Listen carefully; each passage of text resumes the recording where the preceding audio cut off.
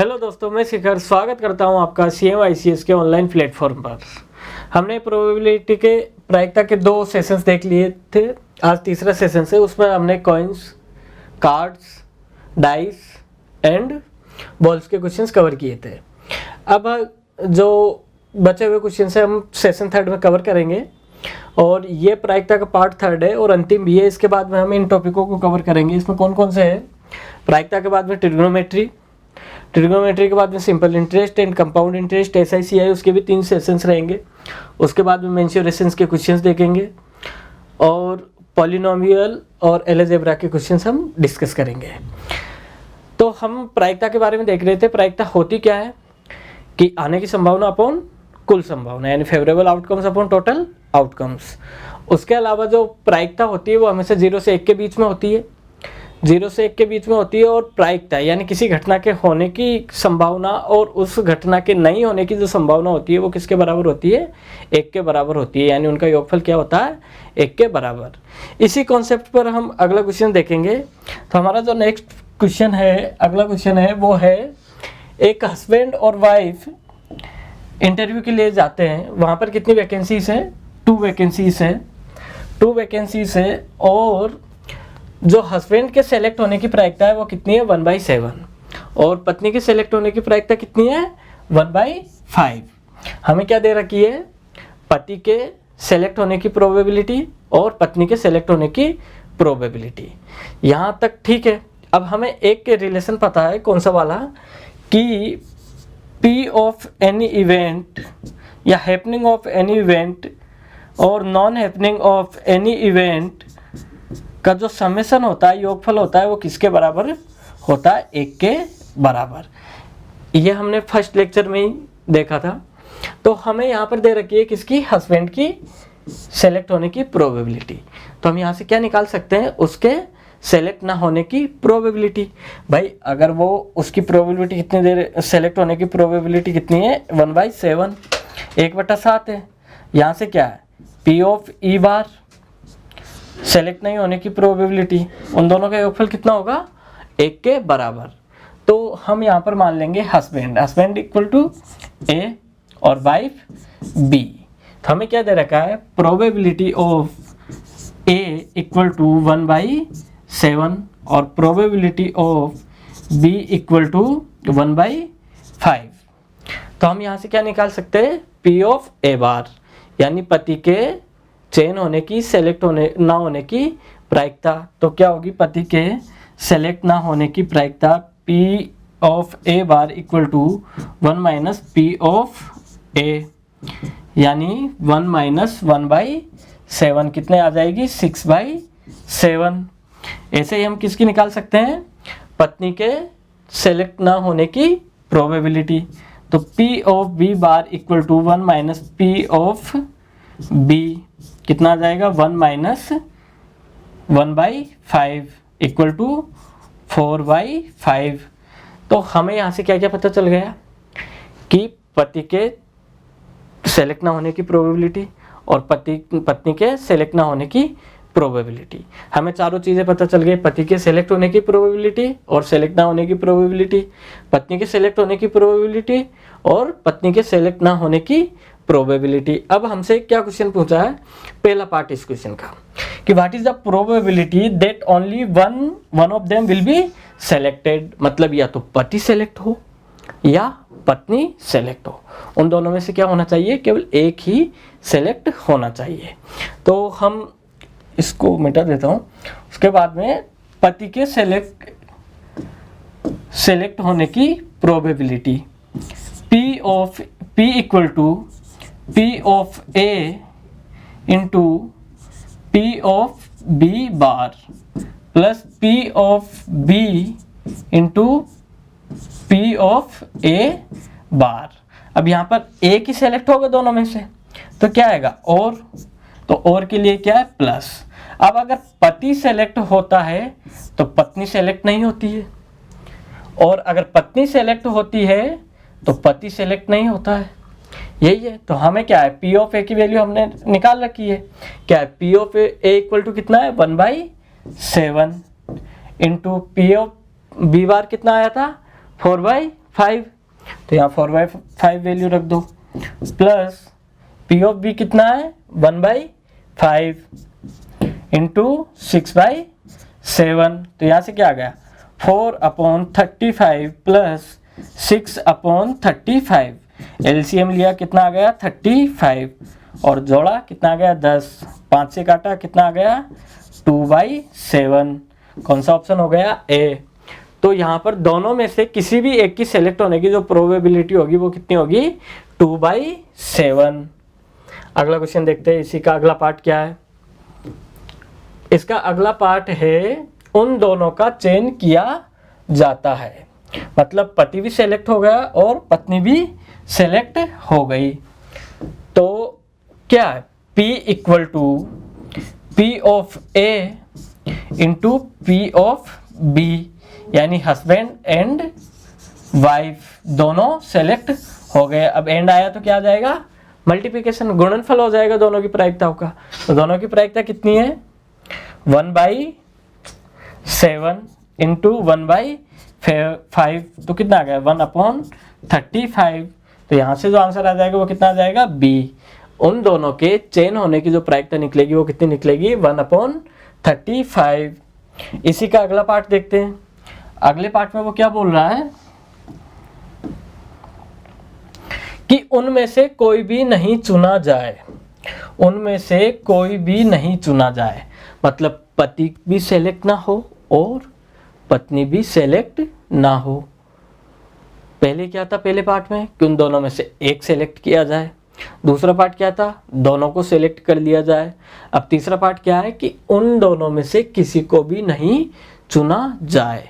तो हमें पता है पति के सेलेक्ट ना होने की प्रायिकता कितनी निकली थी 6/7 और पत्नी के सेलेक्ट होने की प्रायिकता कितनी निकली थी 4/5।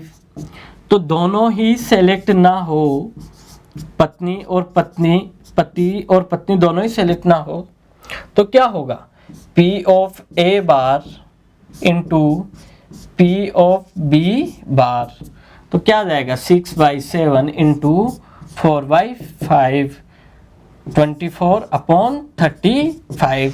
तो इनके जो सेलेक्ट होने की प्रायिकता होगी वो क्या सेलेक्ट ना होने की प्रायिकता होगी वो क्या होगी 24/35। कौन सा ऑप्शन है इसमें से यहाँ पर ये जो है सी ऑप्शन ये होगा 24/35। ये सी ऑप्शन इसका करेक्ट आंसर होगा, यहाँ पर टाइपिंग एरर है। तो क्या आंसर होगा 24/35। ये तो क्या हो गई कोई भी नहीं चुने जाने की प्रायिकता। अब अगला क्वेश्चन देखते हैं इसी में। अगला क्वेश्चन क्या है टिकट नंबर्स 1 to 20 कहाँ से 1 से लेकर 20 तक क्या कर दिए गए मिक्स कर दिए गए। अब उनमें से एक रेंडमली निकाला जाता है खींचा जाता है। तो उसने क्या बोला है क्या प्रोबेबिलिटी होनी चाहिए उनके आने की कि वो 3 और 5 के गुणज हो। किस किस के 3 और 5 का मल्टीपल हो, 3 और 5 का मल्टीपल। अब यहाँ पर और आ रहा है या आ रहा है, हमें पता है या आता है तो क्या होता है प्लस। तो क्या लिख सकते हैं P इक्वल टू 3 और 5। प्रायिकता क्या होती है आने की संभावना अपॉन कुल संभावना, favourable outcomes upon total outcomes. तो हमारे पास टिकट कितने 1 से लेकर 20 तक लिखे हुए, मतलब कुल संभावना कितनी हो गई 20 टिकट है अपने पास। तो कुल संभावना कितनी हो गई 20। अब फेवरेबल कंडीशंस यानी फेवरेबल आउटकम्स हमें निकालने हैं। अब 1 से लेकर 20 तक लिखे हुए अंक उन पर हमें देखना है 3 और 5 के मल्टीपल। तो पहले देख लेते हैं 3 के मल्टीपल क्या क्या होंगे 3, 6, 9, 12, 15 और 18। तो टोटल कितने हो गए ये 6 मल्टीपल है। ऐसे ही 5 के क्या क्या आएंगे 5, 10, 15, 20 कितने मल्टीपल 4। अब यहाँ पर 15 5 का भी मल्टीपल है और 3 का भी है, दोनों जगह तो हम ले नहीं सकते तो एक जगह से हटा देते हैं। तो 5 के मल्टीपल कितने रह गए 3, तो टोटल मल्टीपल कितने हो गए 3 और 5 के 9, तो ऊपर क्या आ जाएगा आने की संभावना 9, तो आंसर कितना हो जाएगा आपका 9/20। कौन सा ऑप्शन है? D option. आंसर क्या है 9/20। अगला क्वेश्चन देखते हैं इसे में। अगला क्वेश्चन है किसी क्लास में 15 बॉयज 15 बॉयज एंड 10 गर्ल्स है, उसमें से क्या है 3 स्टूडेंट सेलेक्ट किए जाते हैं। कितने स्टूडेंट सेलेक्ट किए जाते हैं? 3 स्टूडेंट्स। और उसने बोला है क्या एक लड़की और 2 लड़के होने चाहिए। उन 3 स्टूडेंट्स में से एक लड़की और 2 लड़के होने चाहिए। तो पहले तो हम देख लेंगे टोटल बॉयज एंड गर्ल्स कितने हो गए, यानी टोटल स्टूडेंट कितने हो गए 25। तो हमारे पास क्या निकल आया टोटल आउटकम्स। टोटल आउटकम्स कितने हैं? 25 में से 3 को सेलेक्ट किया जाता है, तो कितना आ जाएगा 25C3। अब फेवरेबल आउटकम्स क्या क्या होंगे? फेवरेबल आउटकम्स 10 लड़कियां हैं, उनमें से एक लड़की सेलेक्ट की जाती है, तो लड़कियों के लिए क्या हो गया 10C1 इंटू एंड आ रहा है, एक गर्ल और 2 बॉयज, तो एंड है, तो क्या होगा मल्टीप्लिकेशन। 15 बॉयज में से कितने सेलेक्ट किए जाते हैं? 2 बॉयज सेलेक्ट किए जाते हैं, तो कितना आ जाएगा 15C2। तो जो प्रोबेबिलिटी होनी चाहिए वो क्या होनी चाहिए 10C1 इंटू 15C2, और टोटल आउटकम्स कितने हैं 25C3। अब इसको हम कैसे सोल्व करेंगे 25C3 को? भाई हमने कल पढ़ा था, क्या पढ़ा था? परम्यूटेशन एंड कॉम्बिनेशन वाला कॉन्सेप्ट। उसमें एनसीआर का फॉर्मूला क्या होता है? n factorial upon r factorial into n minus r factorial, ये होता है। तो क्या है 25C3 को सोल्व करते हैं।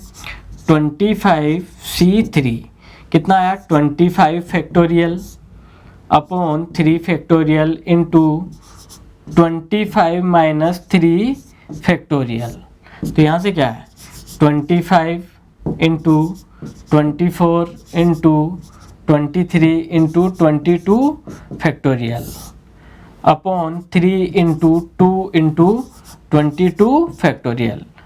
22 फैक्टोरियल से 22 फैक्टोरियल कैंसिल हो गया। ये क्या है 3 इंटू 2 6, इससे इसको काटेंगे तो क्या आ जाएगा 4, तो कितना आ गया 25 इंटू 4 इंटू 23, तो 25 इंटू 4 100, 100 इंटू 23 कितना आ गया 2300। जो हमारे पास टोटल आउटकम से 25C3 की वैल्यू कितनी आ गई 2300, यानी 2300 टोटल आउटकम्स अपने पास आ चुके हैं। अब निकालना क्या है 10C1 और 15C2 की वैल्यू। तो 10C1 की वैल्यू तो 10 ही आ जाएगी। कैसे 10C1 equal to 10 factorial into 9 factorial upon 1 factorial into 9 factorial, इससे से कैंसिल हो जाएगा, इतना आ गया 10, तो यहाँ पर 10 आ गया।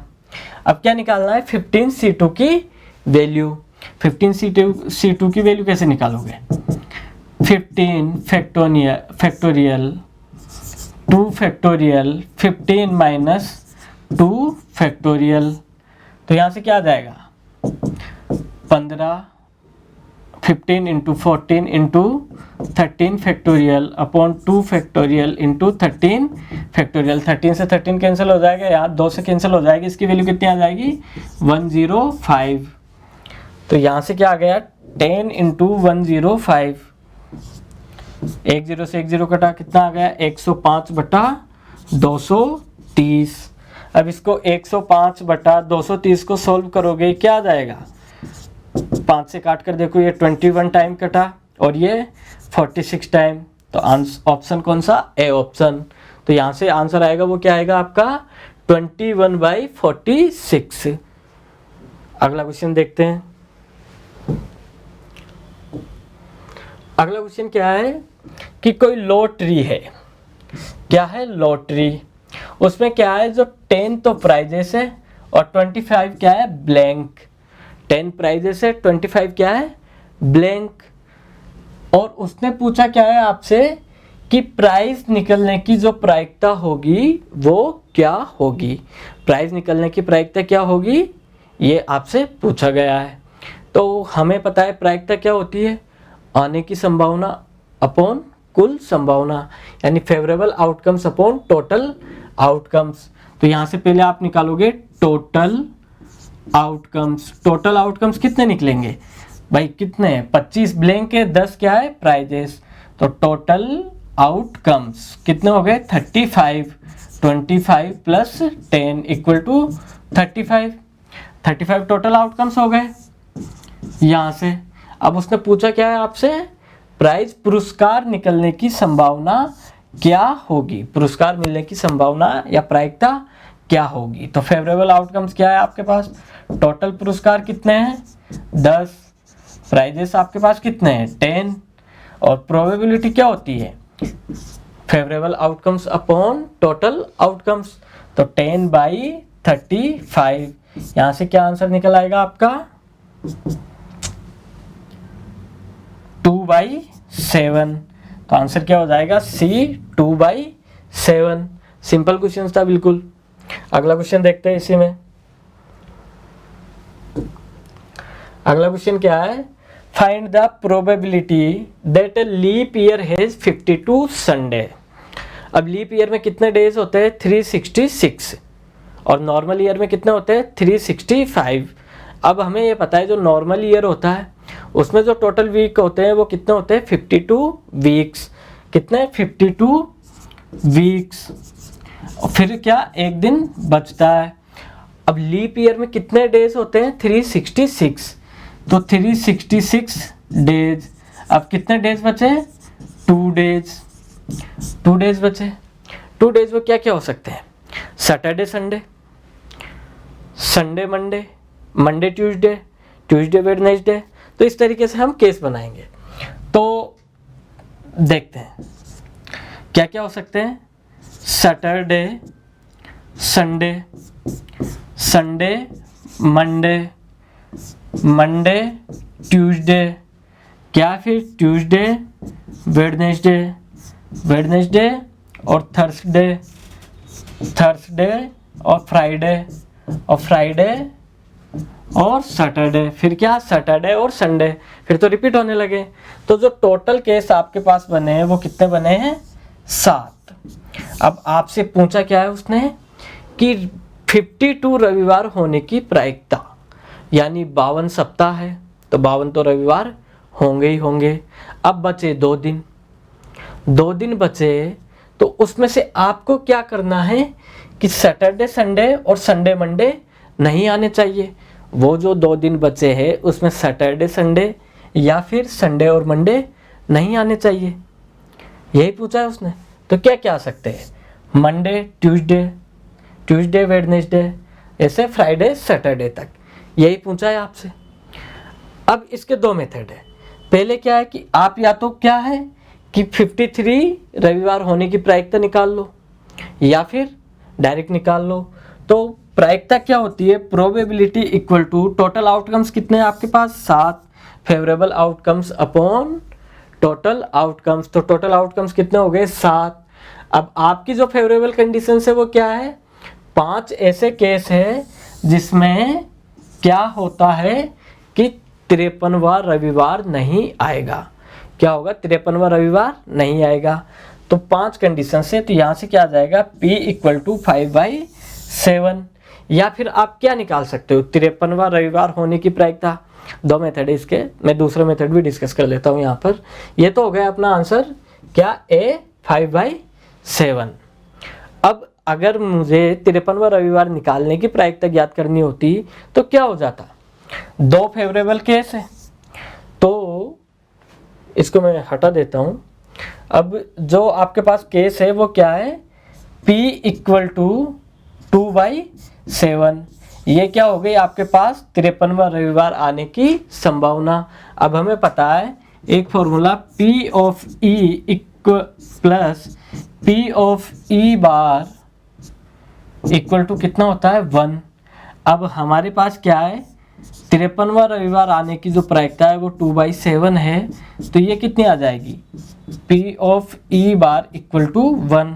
यहाँ से हम क्या निकाल सकते हैं, P of E bar equal to 1 minus 2/7, यानी 5 माइनस 2/7 कितना आ जाएगा, सॉरी 7 माइनस 2 5/7, तो इसका आंसर क्या आ जाएगा 5/7, आंसर ए। अगला क्वेश्चन, हाँ हो गए। तो दोस्तों इसी तरीके के कॉन्सेप्ट्स लेकर मैं आपके लिए आता रहूँगा। आप जुड़े रहिए CMICS के ऑनलाइन प्लेटफॉर्म पर। बहुत बहुत धन्यवाद।